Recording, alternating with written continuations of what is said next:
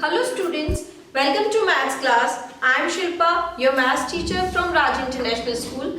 I hope you all are safe at your home.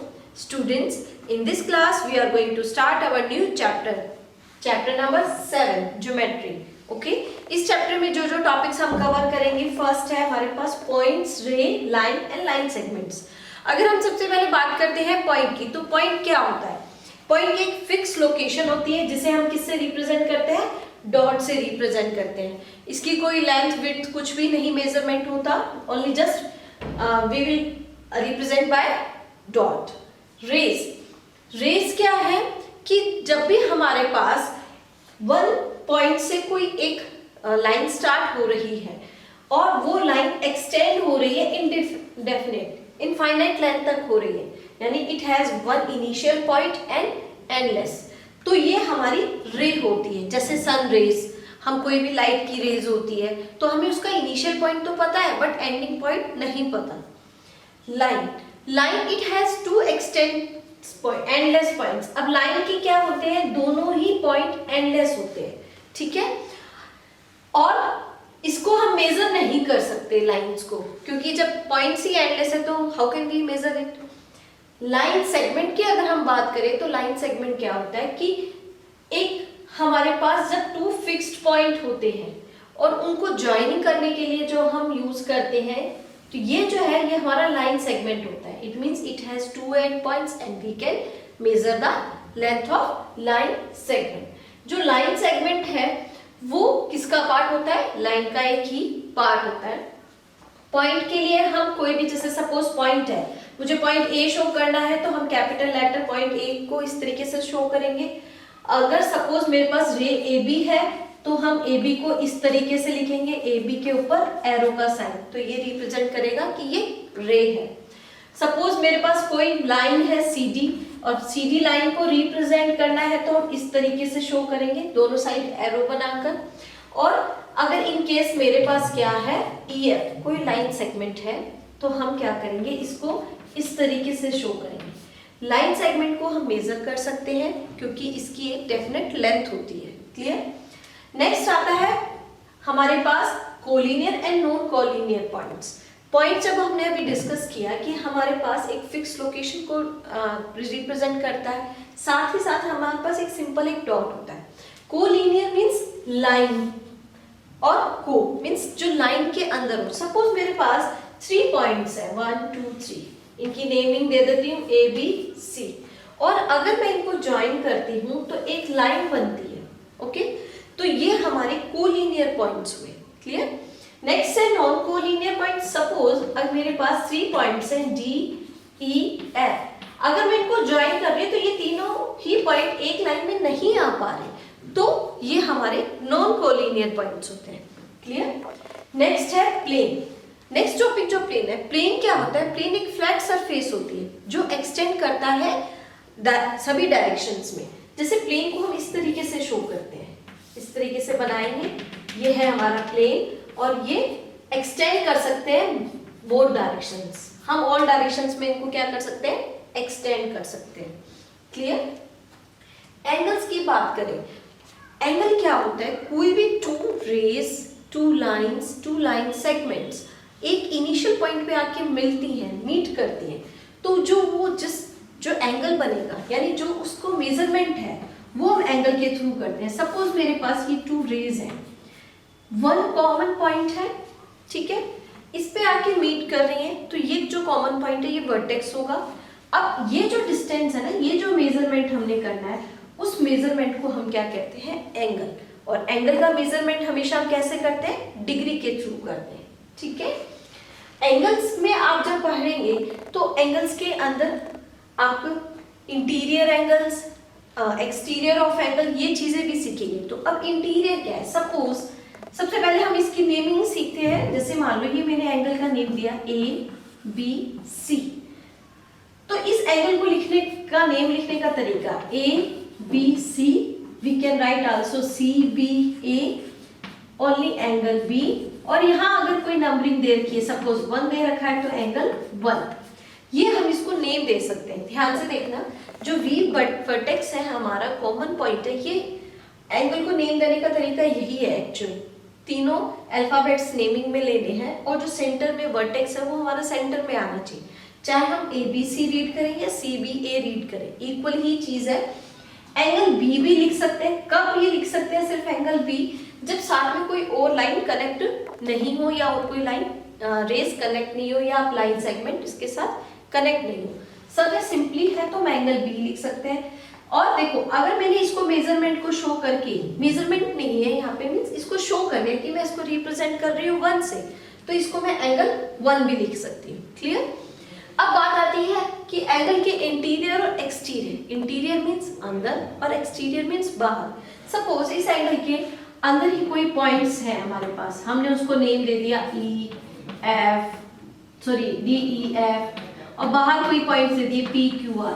तो interior में जो इसके अंदर आएंगे तो हम पॉइंट्स लिखेंगे DEF और एक्सटीरियर यानी जो इसके बाहर लाई कर रहे हैं वो है P और Q।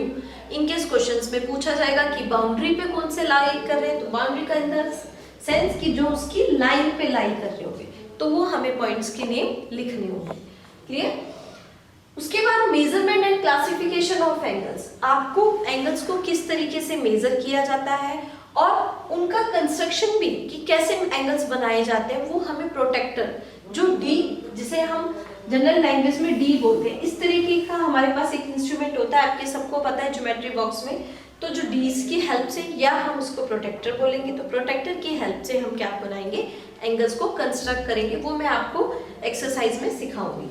क्लासिफिकेशन ऑफ एंगल्स क्या होता है कि जब मेजरमेंट के अकॉर्डिंग हम एंगल्स को क्लासीफाई करते हैं, जैसे 0 डिग्री एंगल है तो हम उसको 0 एंगल बोलेंगे, greater than 0 but less than 90 degree, 90 degree से कम होना चाहिए मेजरमेंट और 0 से बड़ा होना चाहिए, तो वो हमारा एक्यूट एंगल आएगा। और उसके बाद 90 डिग्री को हम बोलते हैं राइट एंगल। ठीक है। अब 90 से बड़ा हो बट 180 से स्मॉल हो, 180 डिग्री से, तो वो हमारा ऑब्ट्यूज एंगल होगा। 180 डिग्री हमारा स्ट्रेट एंगल होगा and greater than 180 but less than 360, तो वो हमारा रिफ्लेक्स एंगल होगा। और 360 डिग्री जो होता है वो हमारा कंप्लीट एंगल होता है। एंगल क्या होता है कि कोई भी एक रोटेट करते हैं, पूरे रोटेशन के बीच में मेजरमेंट आता है हमारा, तो वो हमारा एंगल होता है। और कंप्लीट एंगल यानी एक पूरा राउंड कवर करने के बाद जो एंगल बनता है वो 360 डिग्री का होता है, जिसे हम कंप्लीट एंगल कहते हैं। क्लियर। टाइप्स ऑफ लाइन, सबसे पहले हम अब टाइप्स ऑफ लाइन पढ़ेंगे। कोप्लानर, कोप्लानर का मीन्स है कि अगर कोई भी एक प्लेन में लाइंस हैं, एक ही प्लेन में लाइन है, तो वो कोप्लानर लाइंस होंगी। ठीक है। नेक्स्ट है पैरेलल लाइंस, कोई भी 2 लाइंस ऐसी जिनके बीच में इक्वी डिस्टेंस हो बट वो एक दूसरे से कभी मीट नहीं करती हो, इनके बीच की जो डिस्टेंस है वो इक्वल ही रहेगी, तो ये पैरेलल लाइन का एग्जांपल्स है। रेलवे ट्रैक सबसे अच्छा एग्जांपल है आपका, आप देखते हो उनके बीच में डिस्टेंस इक्वल होती है।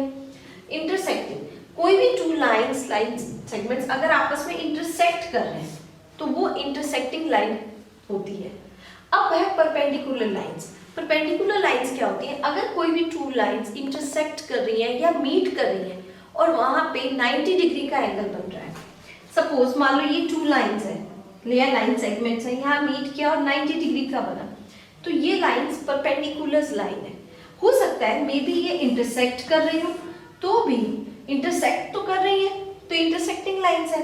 जब हमें इन 2 लाइंस का हम करेंगे तो ये हमारी किस कैटेगरी में जाएगी, परपेंडिकुलर लाइंस में। क्लियर।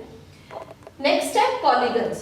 पॉलीगन्स आप लोगों ने प्रीवियस क्लास में भी सीखा था। पॉलीगन्स क्या होते हैं, लाइन सेगमेंट से बना एक क्लोज फिगर, कोई भी एक क्लोज फिगर होना चाहिए लाइन सेगमेंट से बना हुआ। अगर मैं इसको बात करूं कि ये भी एक क्लोज फिगर है, बंद है ना फिगर, लेकिन ये पॉलीगन नहीं है क्योंकि इसमें लाइन सेगमेंट यूज नहीं हो रहे, इसमें आप कर्व को यूज कर रहे हैं, तो हम इसको पॉलीगन नहीं करेंगे। और सपोज अगर हम बात करते हैं ट्राइंगल की, तो ये हमारा क्या है, एक पॉलीगन है। ये 3 साइडेड पॉलीगन है जिसे हम ट्राइंगल कहते हैं क्योंकि ये लाइन सेगमेंट से बना है, इनका हम मेजर कर सकते हैं। तो आप पॉलीगन्स के अंदर ट्राइंगल है 3 साइडेड, 4 साइडेड पॉलीगन जिसे हम क्वाड्रिलेटरल बोलेंगे, वो 4 साइडेड है। अब उसमें आपके बहुत से टाइप्स आपने प्रीवियस क्लास में सीखे थे, स्क्वायर सीखा था, रेक्टेंगल सीखा था, तो वो सब 4 साइडेड पॉलीगन है जो क्वाड्रिलेटरल्स की कैटेगरी में आते हैं। क्लियर? नेक्स्ट है आपके पास पॉलीगन्स के बाद इसी तरीके से 5 साइडेड पॉलीगन होगा तो उसे पेंटागन, 6 साइडेड पॉलीगन उसे हेक्सागन। तो इस तरीके से नंबर ऑफ साइड्स हम अकॉर्डिंग टू एक्सरसाइज वाइज हम आपको बताते जाएंगे। नेक्स्ट है ट्राइंगल्स एंड देयर क्लासिफिकेशन। अब जब हम ट्राइंगल सीख रहे हैं तो इनके क्लासिफिकेशंस भी हैं। क्लासिफिकेशंस क्या होते हैं? ट्राइंगल में 2 टाइप से होंगे। देखो, एक तो साइड का मेजरमेंट लेके होगा और एक आपका एंगल्स के मेजरमेंट को लेकर। अगर हम बात करते हैं, देखिए, अगर एक ट्राइंगल में तीनों ही एंगल्स क्या हो, स्मॉल हो, स्मॉल देन 90 से स्मॉल हो, तो वो एक्यूट एंगल्स होते हैं। और वो एक्यूट एंगल तो ट्राइंगल कौन सा बनेगा? Acute triangle.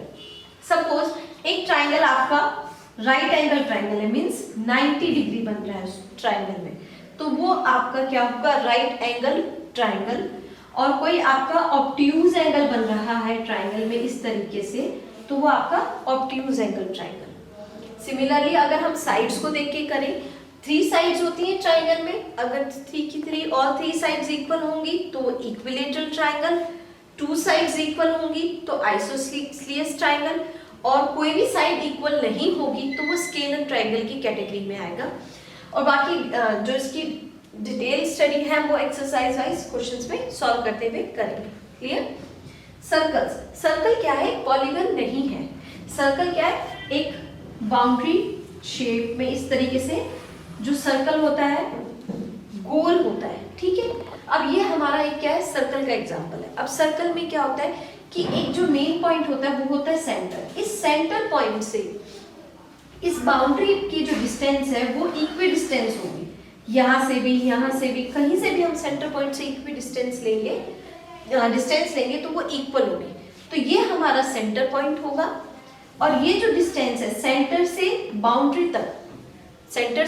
तक वो हमारी रेडियस में काउंट होगी। क्लियर? और जो सर्कल की जो बाउंड्री है जिसे हम क्या कहते हैं? सर्कमफेरेंस कहते हैं। ठीक है, अब डायमीटर क्या होता है तो देखेंगे कि सर्कल की जो रेडियस है अगर वो हम उसको ट्वाइस कर दें, मींस कोई भी एक ऐसी लाइन सेगमेंट जो सेंटर से होके पास हो रहा है, यानी बाउंड्री के दोनों पॉइंट्स को टच कर रहा है, तो वो हमारा डायमीटर होगा, जो कि रेडियस का ट्वाइस होता है।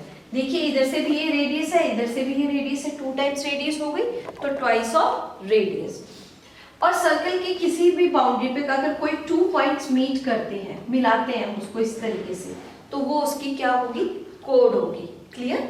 तो बाकी की जो डिटेल स्टडी है हम इस चैप्टर में एक्सरसाइज वाइज सॉल्व करते जाएंगे और हम आपको समझाते जाएंगे। जो भी चैप्टर्स में टॉपिक मेन टॉपिक जो हम कवर करेंगे वो ये सभी है। I hope you got all the concept that we have learned today. In next class we will start our new exercise 7.1. Thank you students.